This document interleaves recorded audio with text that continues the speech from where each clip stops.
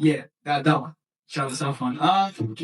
We're here. Middle of the day. It's a lovely Friday. I am your co-host with the legendary president of the club, Alex Chichlowski. I am yours truly, Sheb Mansour. Oh, Chichlowski, my man. Yours truly, Sheb Mansour. We are blessed with the appearance of a legendary DJ, 2022 DMC finalist, the host of the 94.5 Jam FM radio station, and a jacked hunk of a vibe. Ladies and gentlemen, DJ Mansour.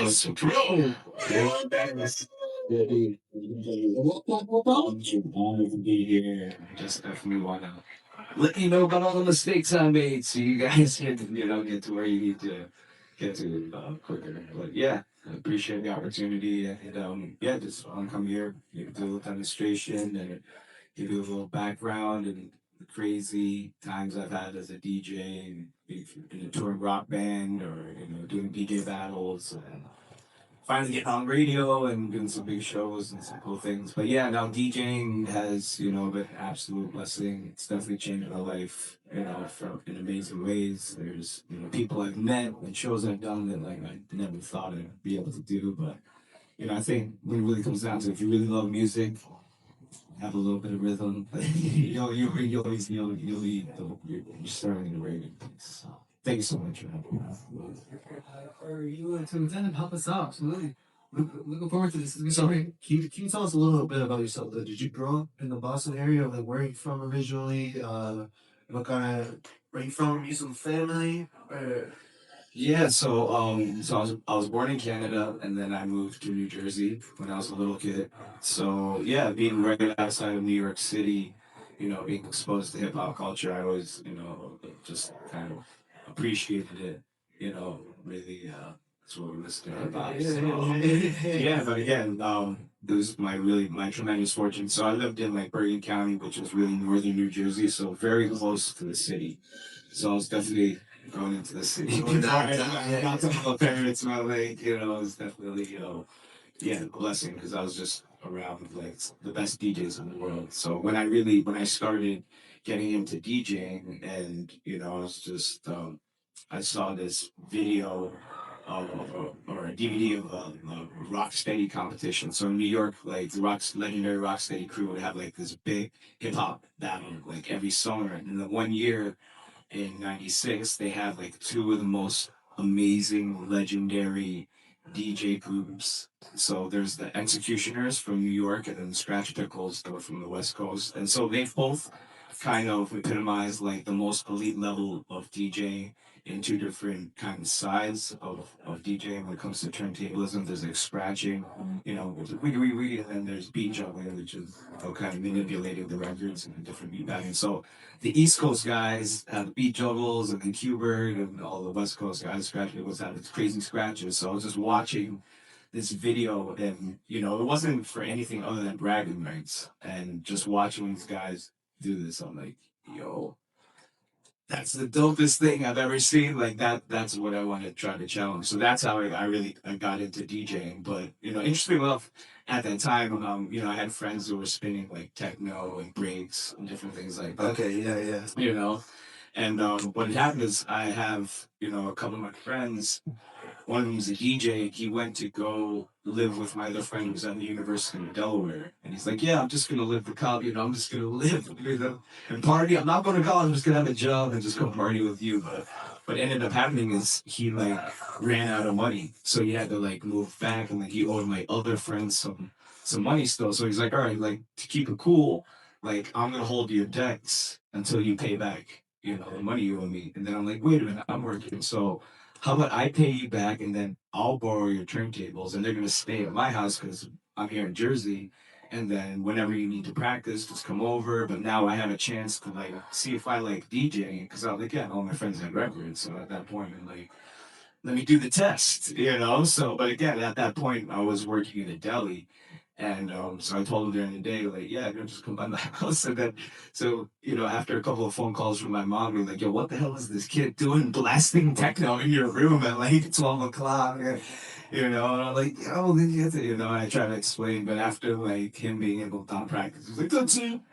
I'm just going to give me money back and get my table. So and then taking that money and buying my own turntables. And yeah, we really started from there. But So what was the first set turntables you got? Do you remember the oh brand? yeah, it's like me 1,200%. We went to Chinatown. Got a good deal from a guy. Yeah, Oh, you still yes, sing it? yeah. I mean, but originally I had just like some crappy mixer, and so I got best stacks. And that was kind of like the battle mixer style. And again, I mean, I've been into hip hop culture, so I'd originally gotten breakdancing. But I'm like, man, I've been doing this for a while. I'm not that good. But then I started DJing, and like after a couple of months, I'm like, oh, you transforming already? I'm like, okay, this is what I have to do. So, Do you still own any best next gear or like still rock the turntables or anything like that? Or not really? no, I mean, I still have 1,200s, and I own my stuff Pioneer. Yeah, that's fine. What kind of music? I mean, as far as like during that era, like in the '90s, like starting out with the I guess techno and hip hop. Were you into like also any other like kind of emerging genres or subgenres like jungle, drum and bass, like kind of at the early stages of those like funk, I mean, jazz, disco? yeah, I mean, definitely, I was a bit of a club kid, a raver, you know what I'm saying? So we go to the raves and listen to drum and bass, techno, hard house, all that stuff. But, when I got into DJing, then I became like kind of a backpacker, as they call it, where I just really only listen to hip hop music. I mean, like, oh, this bougie Jimmy shit, this ain't hip hop.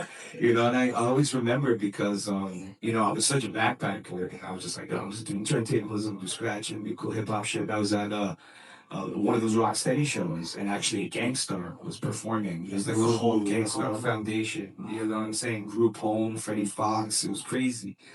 And I always remember, I mean, really like changed my life. Like Premier got on the mic, and he's like, listen, I know there's a lot of aspiring DJs out there in the crowd.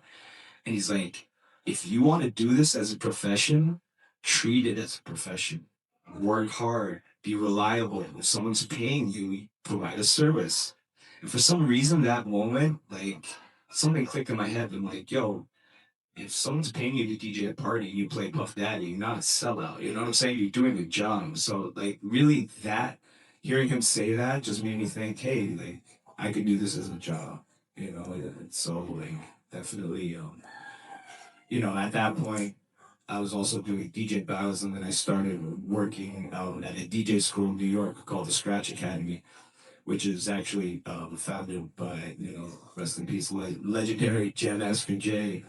And so, yeah, I mean, just being in that situation at that school, I started to meet like other like club DJs and party rockers, and so I would join them because at that point I'm just playing hip hop. But then I would go with them and they do a party in New York. I'm like, oh shit, they're playing like Michael Jackson, they're playing Prince, they're playing Sean Paul. So that was when I kind of really learned about like open format, as they say. But this was again, mid 2000s, a little before like the EDM, really became like a part of everything you do. So kind of speaking on that, you just mentioned a bunch of things there. You kind of said you're not a salad when you play Diddy. We don't talk about Diddy anymore. Is it? I do have a story where he might grab my butt, but it's all Whoa. it's not. You want that? I'll definitely go with it. If you want the he might grab my butt story, I'll kill. Well, you guys can relate. He also has a story. By coincidence. So, All right, yeah. All right, you first. so we're gonna get to that. Okay. Oh, hey, let's see what is. I was watching on the internet. Basically, I was at my second cousin's wedding in Beirut, Lebanon, and to everyone's surprise, we get a special guest appearance by none other than the Puff Daddy himself. Got everyone a couple of Ciroc bottles. Everyone just shots and we're having a great time. And So that's a part of my story. yeah, Too. I managed to get a picture with him, my brother and I, and that's about it. That was basically like he just came in for like this quick money grab, and then back on his private plane, and I think he just went to New York the next A day. good life. What a good life. So my story happened back in 2008.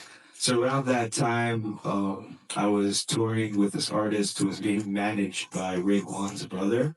And so we actually toured with Wu Tang for like a whole bunch of shows, and that's like a whole other chapter. But basically, he had his album release for Bill for Cuban Links 2, And it's at like the famous Santos Party House, a big club in New York. Drake raps about. Yeah, it used to be a vibe, you know, like Q-Tip and like cool New York people, models, and like, it used to be like the vibe. Anyway, that spot is where they had this album release party, and again, I don't know why they thought he was actually gonna happen. My buddy like thought he might like do an opening set, you know. Like apparently Raekwon's brother's like, yeah, you know, you could come do a song, but once like Ice T and Coco came in and like all these people came in, like I'm like, dude, they're not about to hand you the mic at this point. Like I don't think they're gonna be like, all right, Ice T, we have Phil on the stage and stand out and dude's not gonna do a song. Like, I'm sorry, it didn't work out that way, but what ended up happening is I was in the DJ booth because I was ready to DJ for him just in case he needed. But obviously it wasn't needed, and then they just needed a DJ for the changeover when the DJs were gonna switch to like whoever was gonna DJ for Waycon. So at this point there's like you gotta imagine a big club and then in like the corner there's like a big DJ booth, which is the main kind of system for when it's like a club situation, and then they have a stage and a table and another DJ setup for the artist performing. So pretty much at that point the club was just crazy packed. Like they said Funk Flex was trying to get in and they wouldn't let him in. Like it was like crazy. Like the fire marshals were outside, they said it was like and I was literally just crazy, right? And so this venue just has like a really small green room. So at one point, like I'm up in this DJ booth and like everyone who's like getting ready to go on stage is like coming up into this DJ. So at one point, like Raekwon comes up and he has a bunch of guys, and then all of a sudden, like Ghostface comes up and he has a bunch of guys. And mind you, like Diddy's supposed to be hosting this event too, right? So again, I'm in this club in this DJ booth, and I'm just like squished like pause, like my nuts were like on the crossfader. Like it was really I was really squished in this and I was really squished, right? And at one point, and this is where it's just the reality is it's not super clear, it's kind of vivid, but something happened in my back. Like not like necessarily my butt, but like maybe along my back. It was kind of near whatever. The reality is that like whatever happened, like someone I thought felt like almost they like grabbed me and pinched me or something. To the point that the thing is like my reaction was to turn around and almost check them because it was kind of a little inappropriate, you know. We're all packed in here, but I was like, it's just like who's me? And I turned around and it's Diddy.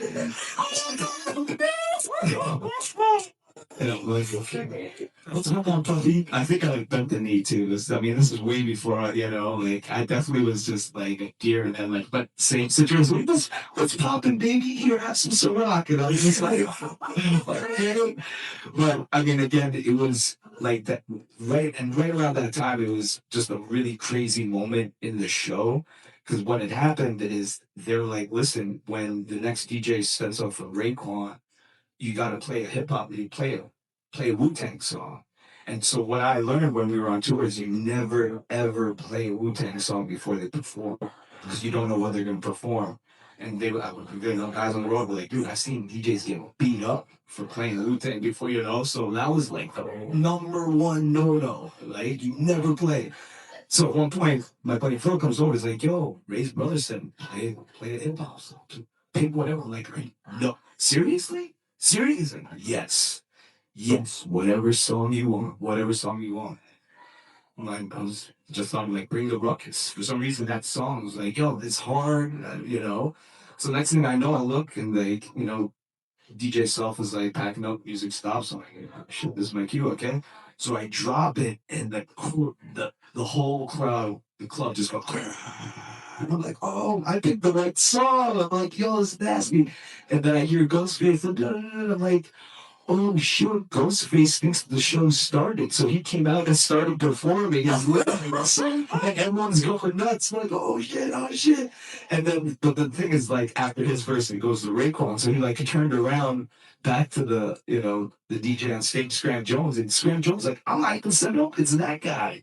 And he, like, looks up to me, and I was like, and just spun it back, and then he just started talking shit. Diddy ran out on stage, and next thing you know, like the concert started, and I was like looking at them, you know, the coverage on MTV, and they're like, "Yo, wait, Bring the Ruckus came in, like the concert went next level," and like, the reality is that was just like a shot in the dark, like almost a mess up. You know what I'm saying? But like the way it went down was just crazy. So yeah, I mean, to be part of stuff like that again, man, DJing is a beautiful thing.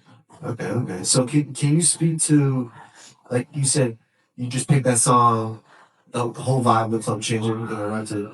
Now, in a different situation though, because I know obviously everything's there. It makes sense play a hip hop song. What about how do you curate a set list? Especially I know you said you do residency, so I'm sure it's kind of open format sometimes. How do you curate kind of like what's in your head before you do a set? Are you have set songs, or is it kind of just like based on the vibe most of the time? Yeah, I mean, I think it's about understanding the venue and their expectation of the music too. You know, so if Fox would said like I have to play all radio, and then I could play more open format, play different types of music, but that's the only kind of constraint. But it's also depending on like what kind of crowd is there. If I'm gonna get some tourists, then I have to play more pop music. But if there's more urban people, more hip hop, Latin people. So money, bad money, bad money, it's more bad money. Yeah.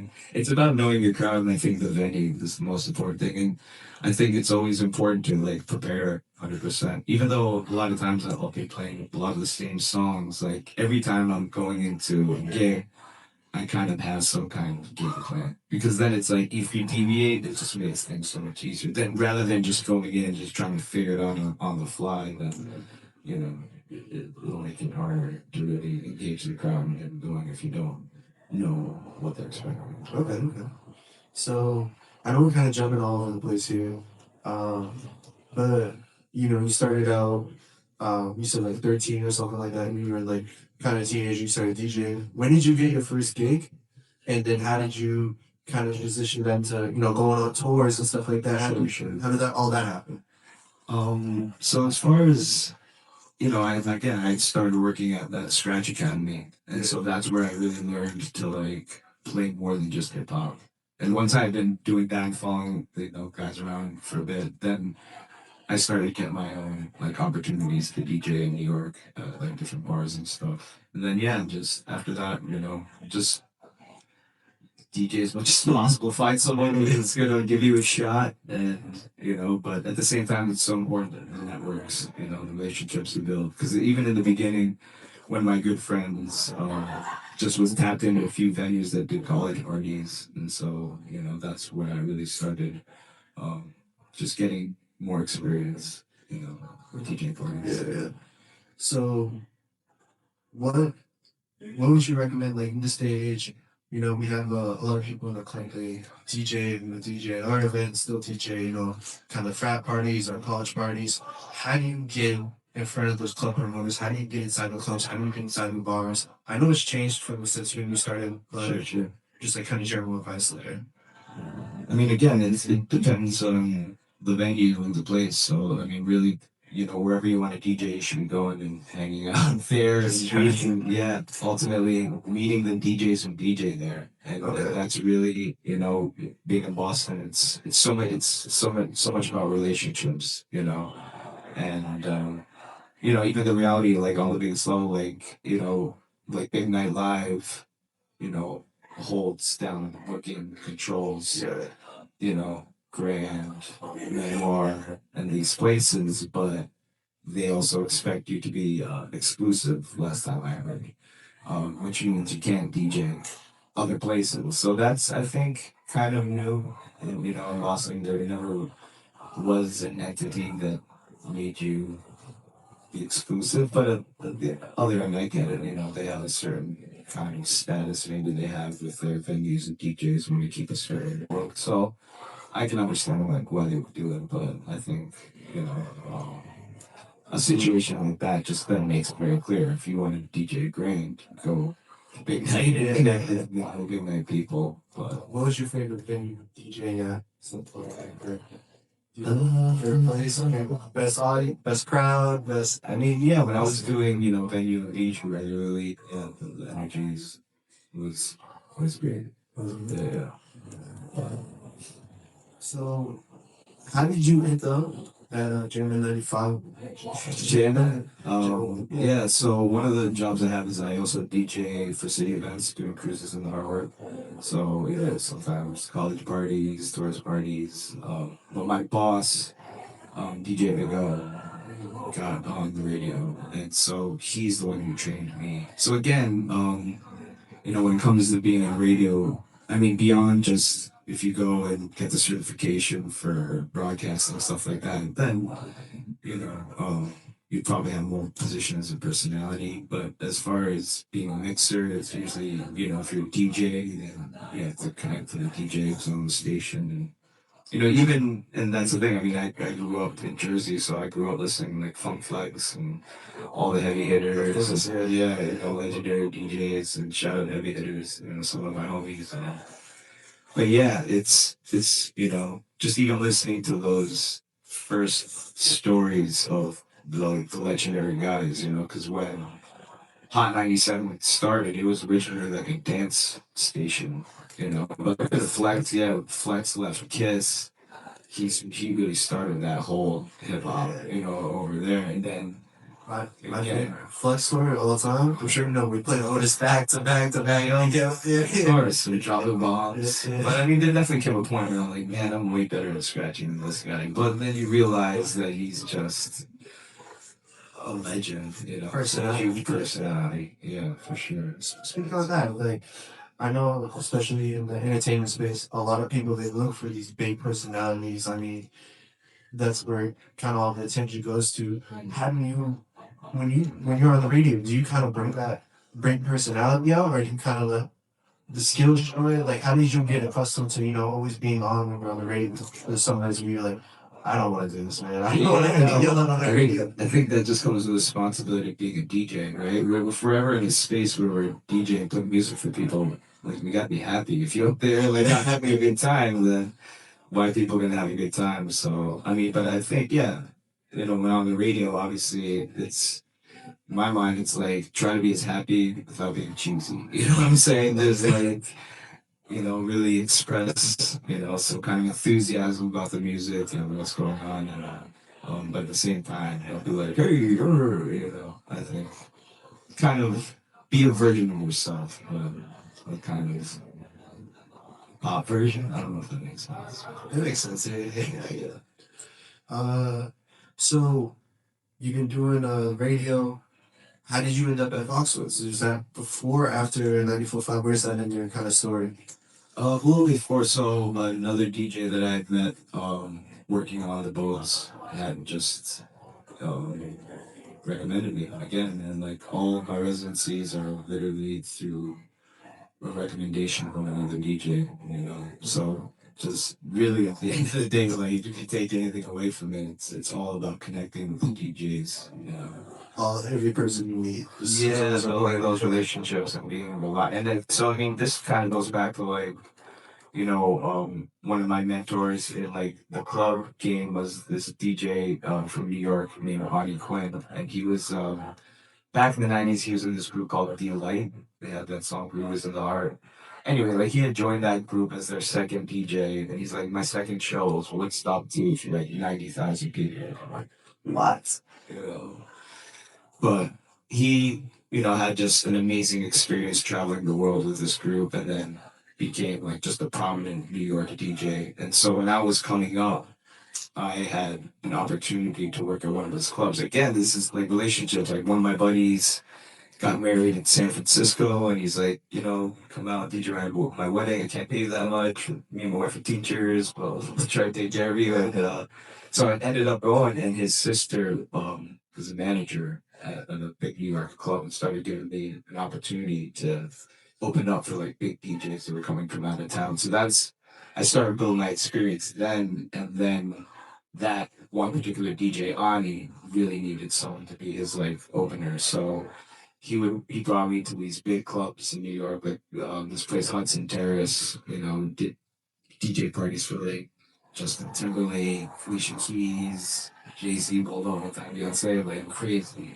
But again, that was where I was just really learning what it took to like rock like a mainstream club. But that at that time was also, when EDM was really emerging. So like all that Afrojack, the Getter remixes, you had to play. Then you had to play with Jay-Z and Kanye, but that's really, when I think open format really became a situation where it's like dance music and hip hop. But what I really remember is that he always told me, he's like, the reason I rock with you is you're a good person and you're reliable, and that spoke a lot to me at that point because it wasn't about my skills or my experience at all. It was just like, dude, are you solid and are you reliable? Like those two things, are just so important.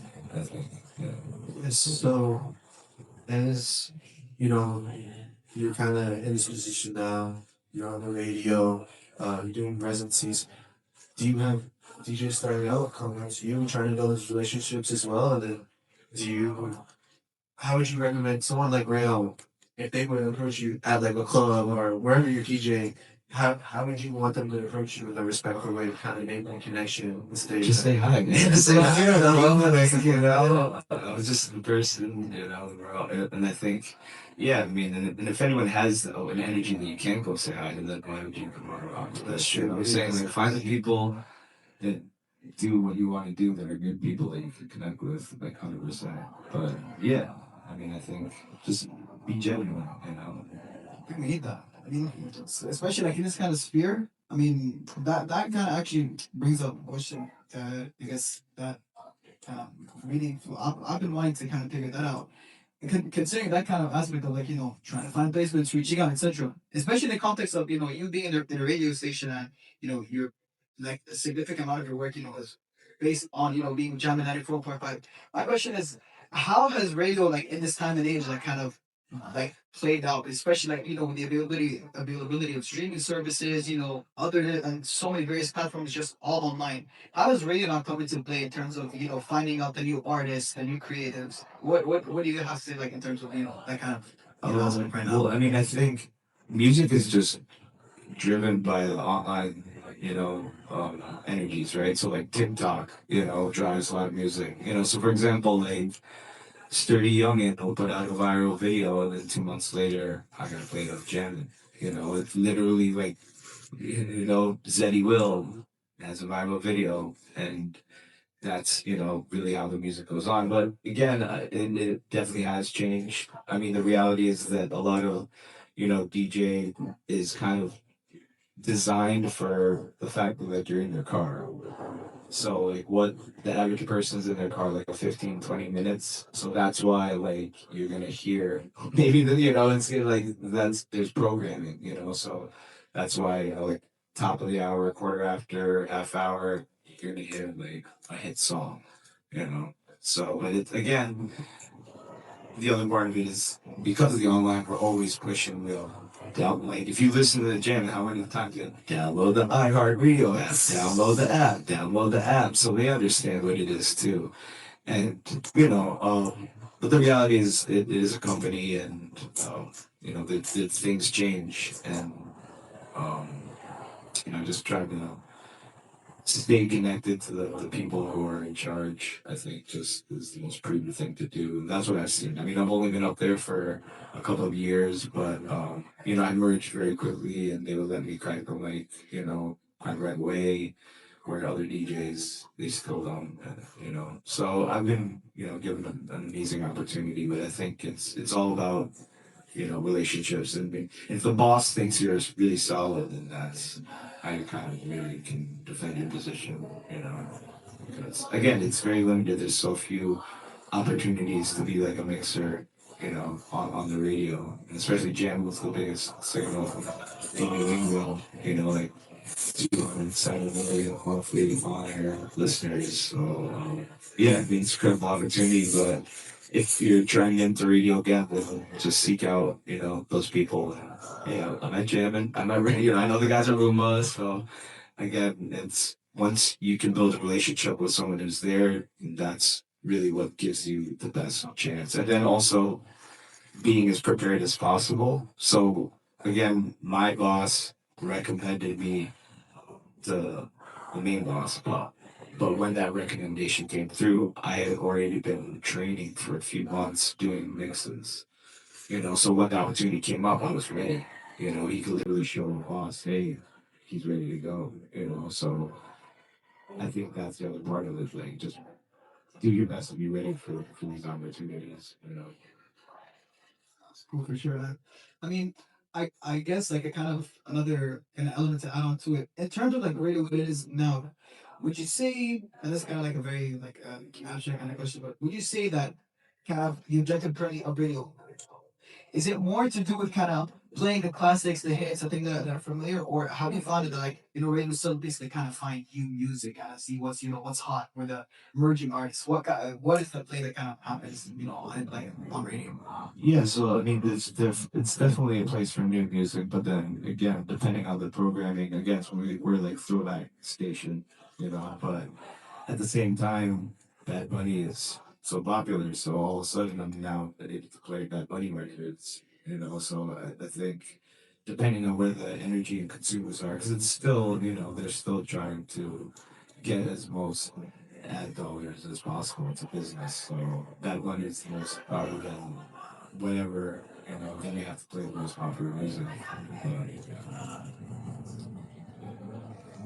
So, how did you? So, for those that don't know, you also competed. You mentioned DJing. I guess I'm the house. So, I know DMC is a very popular platform. You got like millions of subscribers on YouTube and everything. But how did you get involved with that competition? What inspired you to do that? And also, could you give us a little background for people that don't know what is DMC? Okay, yeah. So DMC started in like I think the mid '80s. It was called like the Disco Mixing Championships.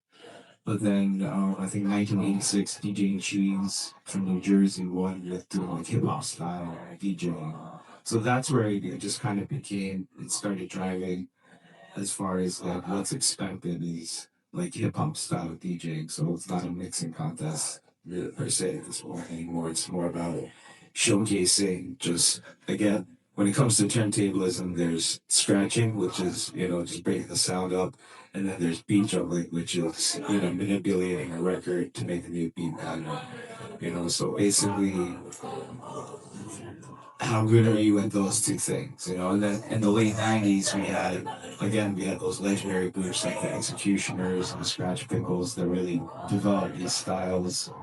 And then after that, you had in the 2000s like DJ Craze and A-Track. They kind of really just took it to the top, and you know, I don't know how much it's innovated in the time since they really um, were competing because there's still even to this day there's so much. I mean, it gets pretty nerdy when it comes to like the DJ techniques, but there's plenty of DJs who are like salty if you use old techniques, but then it's becomes that kind of a weird discussion. But yeah, no, again, I saw that video.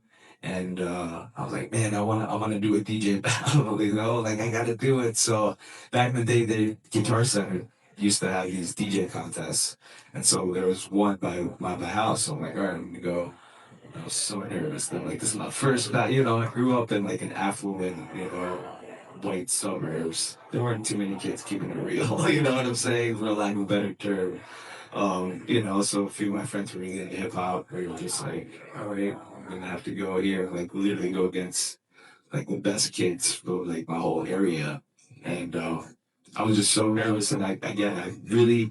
So when it comes to DJ battles, there's like two kinds. It's called the showcase style, which means everyone goes once and they pick the winner, and then there's a head-to-head, which pretty much people go against each other and knock each other out. So I mean, I didn't really have that much perspective, other than like all the videos I watched. There's a lot of trash talking happen, so I'm like, all right, I kind of talk some smack.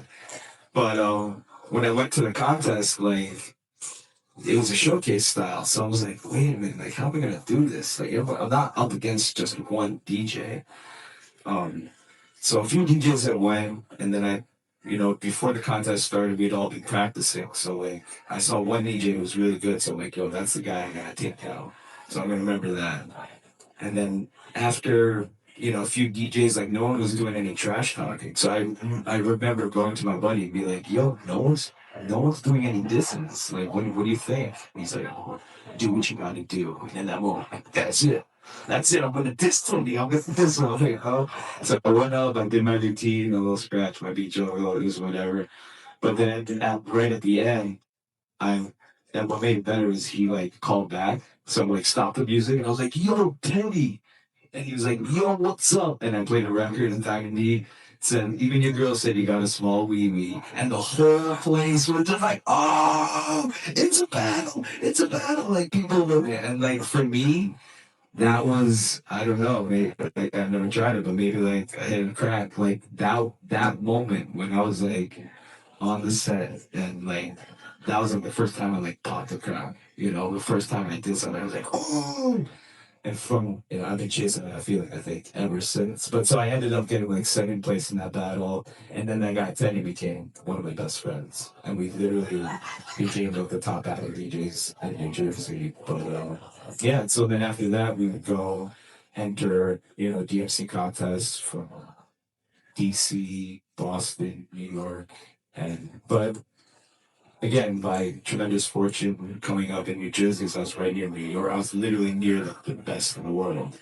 So if I won the battle, I had to go get my ass kicked by the men, like I really feel like that was my benefit, because it's like, yo, if you're gonna be in it, like, yo, you're against this guy, this guy, this guy, and you're future world champions. But yeah, but what happened is that, after a few years, I joined a touring rock band called Shinobi, and so at that point is when I kind of had to stop battling because it just, I tried, but, trying to like practice on tour, like it wasn't happening. So you said a tour or band? Like you DJ for the band or Yeah, I was DJ of the band, yeah, Shinobi Ninja. So we were, Brooklyn-based rock band.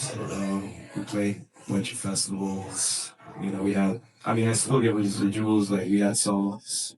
NBA 2K12, we had the Velo track. We did a soundtrack for Haunted House, Marlon Wayne's Haunted House. Yeah, so yeah. Again, like, the benefit of that is being in a tour environment, like, I was able to, like, travel the country and just play for, like, so many different types of people, Cali to Texas to Midwest, and, even a couple crazy times where I was able to like open for my band in these big shows. Like we were playing Summerfest and we were opening for this kind of it was still kind of like reggae rock band. But again it was like 3,000 people. They're like, oh, do you want to hold up the show? I'm like, what are we gonna do? And I just remember just dropping the electro and like all this other kids.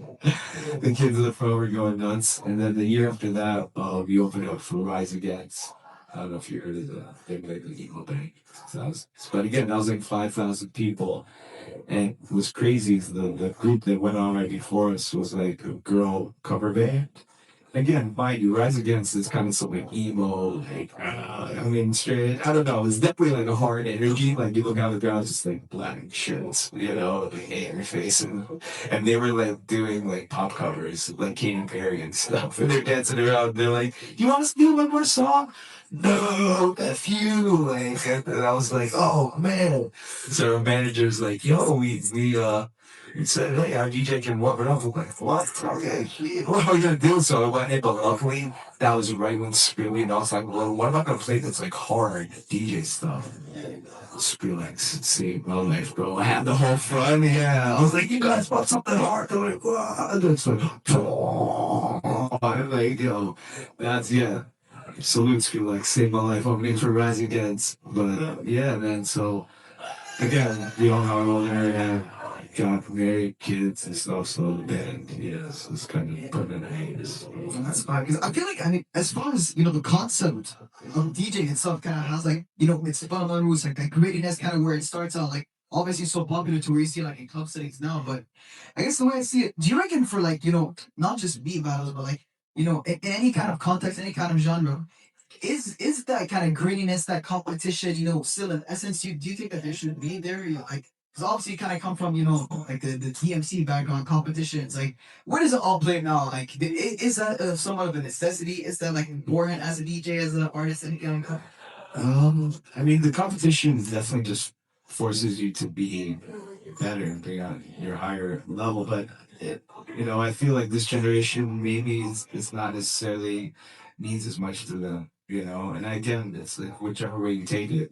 I almost feel like this generation is more about like just vibes. Like I want to go back to back. I don't want to like battle you. Like it's just different times. I mean, as far as like DMC is really kind of the only place that's left that's like kind of where it's like DJ warfare, where you're literally just trying to take out your competition.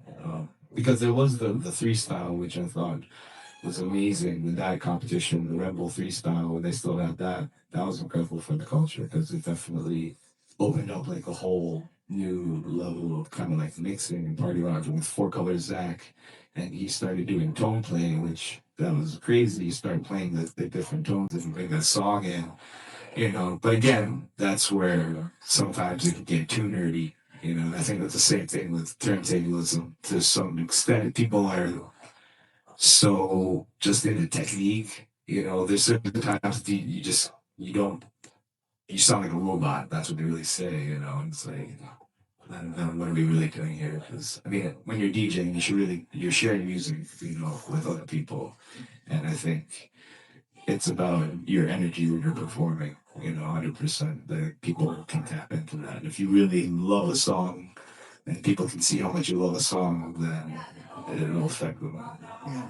I mean, that makes sense. So I mean, obviously, like, as time goes on, like, music is like a reflection of, the past, the future, the present, etc. I mean, in this day and age with, like, kind of the resources given to DJ and just sound and, kind of music in general, are you, I guess, like, ask more of a analog person in terms of, like, vinyl records and, like, warm analog gear, or are you kind of, more hit with, like, the time codes or other kind of technology and, all the more DJ controllers and digital mixers and that kind of thing? Yeah, I mean, I mean, right now, as far as like turntables and like the digital stuff, because now with like cue points, there's like different techniques you can use, which just if you're on record, you can't do. And then it also takes out like the record skipping. Because I literally, from my generation, when we had to use vinyl, you literally had to put like a round sticker on top of the record. And then because, two circles intersect at one point. So if you put the circle on the right exact groove and take the needle, it'll take you to that specific point of the record. But if it skips, you can lose. So we got one more question here for you, then we're gonna open it up to the audience. If you have any questions, what is your Mount Rushmore of DJs? Ooh, wow. Mount Rushmore. So four. Yeah, So I gotta pick four.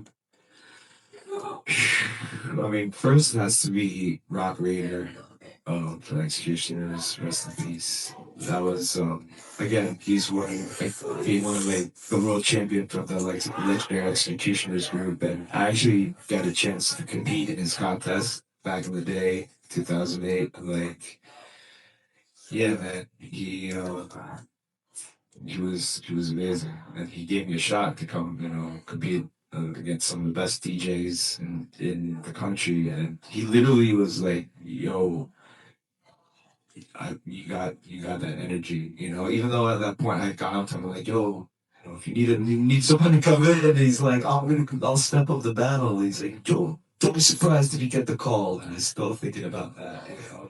And then having him message me on Facebook, be like, "We got one spot left." And I'm like, "What?"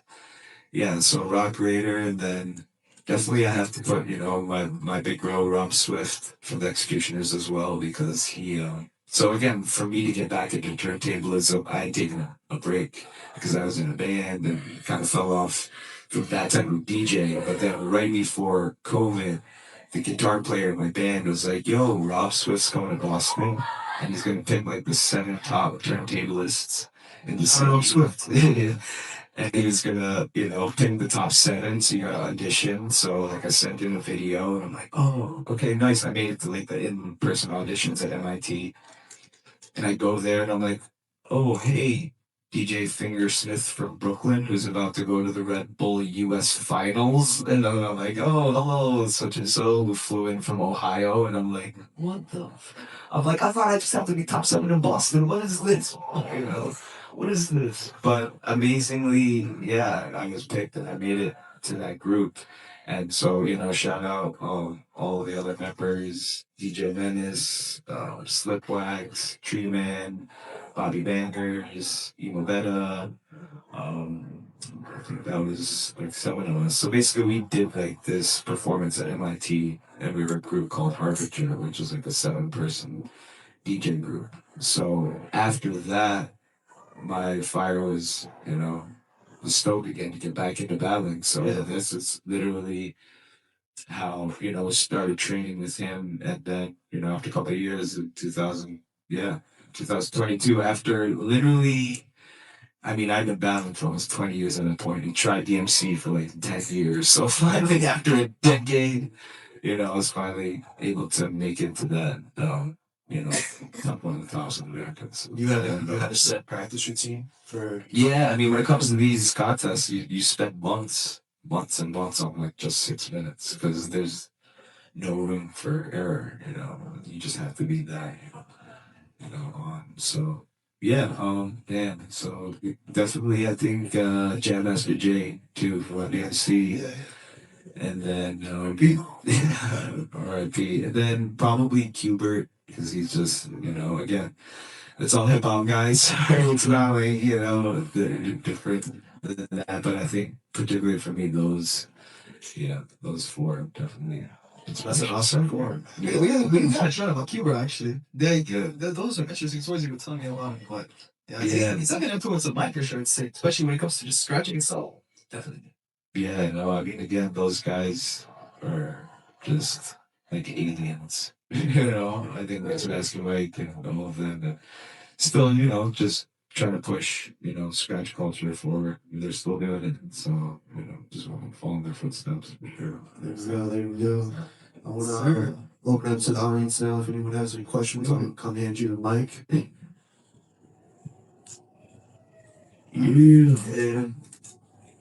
We go. Hi, my name's Kevin. So, Ted Rock. yeah.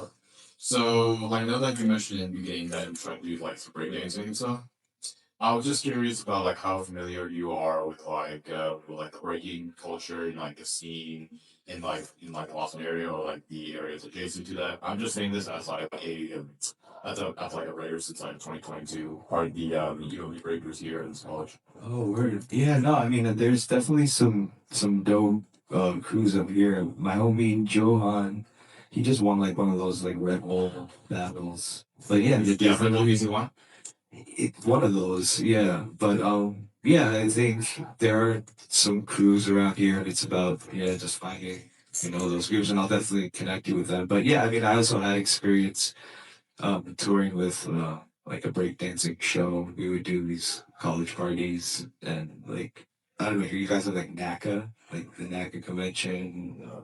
Anyway, yeah, different things like that. Yeah, we would go to schools and they would come down and break dance and yeah, I mean, it was it's cool, but I think it's definitely now it's definitely got next level. Man, some of these kids are crazy, bro. What? This kid's like made a putty. He's like made a putty and he's an idiot. But yeah, I can definitely put you on a few people. I think there's definitely I'm trying to think. Lost Unknown is one crew I know. I think that's around here. So Are you familiar with like Flow Lords? Lord sounds familiar. I think are they up here? In Boston. Okay. Okay. Yeah, it definitely sounds familiar. But yeah, I know a few of those people, but Gotcha. I don't really. Yeah. Um, Yeah, over there. Hi again, Chris again. Thank you for coming to speak today. Hey, appreciate the gems and stuff you've been given. I'm kind of curious, like, because you talked a lot about the DJ and stuff you do, but besides that, do you have any other business endeavors you're doing? And what advice would you give someone trying to start, not just in music, but like build that brand recognition in Boston? okay. Yeah. No. I mean, bodybuilding is like a hobby for me. So like that's. But again, during like COVID, like I had my personal training certification, so I made a little money, doing just some personal training, but that's never really, um, where I'm trying to work per se. But I mean, I think it's about like what kind of DJ do you want to be, or what do you want to do within the industry, and then finding, those people and trying to connect with them. Because yeah, I mean, I think as a DJ, it's a very unique position where you're always kind of fighting for work on some level. I mean, I think in my head, like DJing is like a contact sport. Like if you want a gig, you got to knock somebody out and take their gig. And if you want to keep your gig, you have to keep people from trying to knock you out. And I think what helps you get to that point is just becoming experienced and reliable. Again, I think, those 2 points that I was even from my homie Yanni Quinn about just, if you're a good person and like reliable, then I think, people will give you the opportunity to start working for them or working with them. But again, I think it's about finding where you want to work and then trying to connect with those people. Thank you. Appreciate it. I would like to ask one more question. Just gonna fill it in. Good. My question of being, in terms of, these different kind of ventures that you do when it comes to DJing, music, especially over the years like breakdancing and currently bodybuilding, how do you kind of keep your passions or all like, your hobbies kind of in focus to, really execute tasks for each kind of, interest of yours, especially like in like a professional kind of work setting? I mean, to be completely honest, like I'm Buddhist, so like that my Buddhist practice just helps keep me inspired and focused, and realizing my passion, and then understanding that it is like just it's limitless. Like as far as we can dream, like then we should challenge to do that, and then if we can you know, make positive causes and positive things happen. And that's, I think what really keeps me, motivated for sure. Just let's be better. All right, we appreciate you, man. I want everyone to make a round of applause real quick. Listen to I'm good. We're gonna hang out here. I think he's gonna show us some skills. Oh, yeah. That's right. I'll do a little, I'll do my,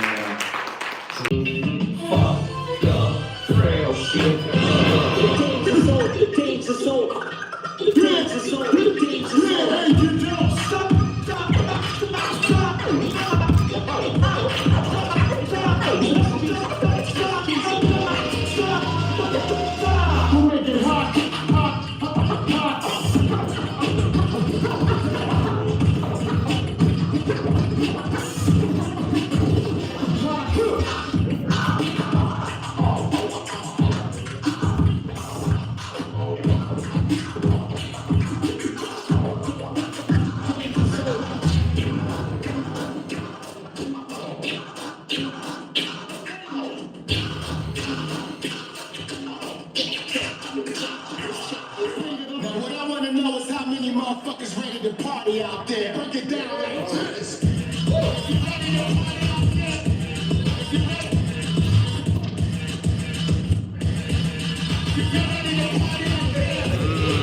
it down like this.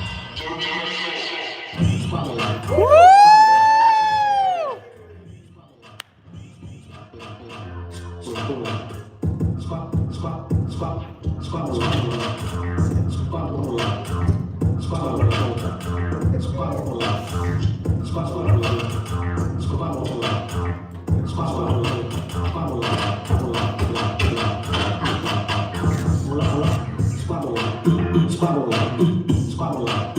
Spot, hold up. Hold up, hold up, hold up, hold up. Where you from? I'm finna go down, go down, go down, go down, go down, go down, go down, go down. Yeah! Woo!